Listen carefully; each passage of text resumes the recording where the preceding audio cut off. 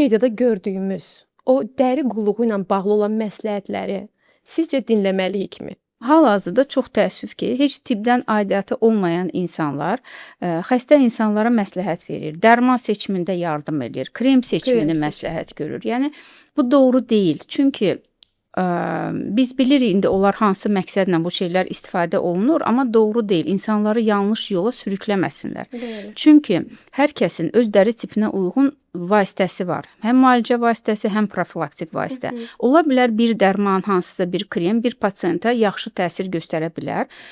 O demək deyil ki, bu hamıya yaxşı təsir göstərəcək. Ona görə də seçim etdiyimiz zaman mütləq dəqiqləşdirmək lazımdır. Tibb təhsili olmayan reklamdan, sosial şəbəkədən almaq heç doğru deyil. Yəni burada siz zamanınızı da itirirsiniz, sağlamlığınızı da belə deyim də bir çətinlik altına salmış olursunuz. Həm xərciniz çıxır, həm canınız gedir, vaxtınız itir və xəstəlik də sağalmır.